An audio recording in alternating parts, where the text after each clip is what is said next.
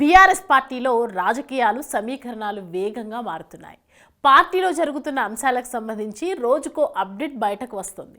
మొన్నటికి మొన్న ఈసారి ఎంపీ అభ్యర్థుల ఎంపికలో కీలక మార్పులు చేసినట్లు ప్రచారం జరిగింది. ఆ తర్వాత బీఆర్ఎస్ వర్కింగ్ ప్రెసిడెంట్ను మారుస్తున్నారంటూ టాక్ కూడా వినిపించింది. అంతేకాకుండా పార్టీలో ఉన్న కీలక నేతల్లో ఒకరైన గుత్తా పార్టీ మారుతున్నట్లు జోరుగా ప్రచారం జరుగుతోంది.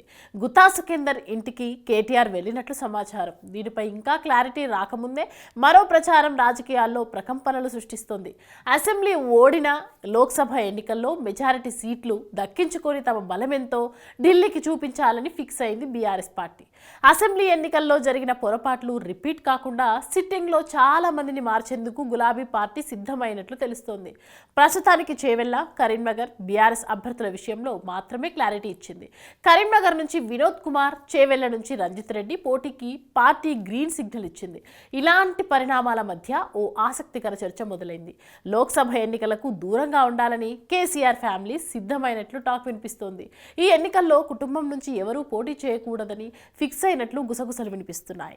మెదక్ నుంచి కేసీఆర్, నిజామాబాద్ నుంచి కవిత, మల్కాజ్గిరి నుంచి కేటీఆర్ పోటీ చేస్తారంటూ మొన్నటి వరకు రకరకాల ఊహాగానాలు వినిపించాయి. అయితే ఇదంతా కేవలం ప్రచారం మాత్రమేనని తెలుస్తోంది. ప్రస్తుతం ఉన్న ప్రత్యేక పరిస్థితులను దృష్టిలో పెట్టుకొని రాష్ట్ర రాజకీయాలపైనే ఫోకస్ చేయాలని గులాబీ బాస్ నిర్ణయించినట్లు తెలుస్తోంది.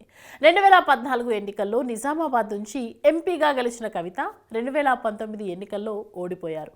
ప్రస్తుతం ఆమె ఎమ్మెల్సీగా ఉన్నారు. మరో 3 ఏళ్లకు పైగా పదవీ కాలం ఉంది. ప్రస్తుతం రాజకీయ పరిణామాల మధ్య నిజామాబాద్ పార్లమెంటు స్థానం నుంచి కొత్త అభ్యర్థిని నిలబెట్టే అవకాశాలు కనిపిస్తున్నాయి. కవిత ఇకపై రాష్ట్ర రాజకీయాలకే పరిమితం అవుతారని తెలుస్తోంది.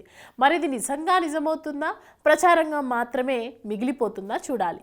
ఏమైనా లోక్సభ ఎన్నికలకు దూరంగా ఉండాలని కేసీఆర్ ఫ్యామిలీ నిజంగా ఫిక్స్ అయితే తెలంగాణ రాజకీయం ఇంకోలా మారే అవకాశం ఉంటుందని నిపుణుల నుంచి వినిపిస్తున్న అభిప్రాయం.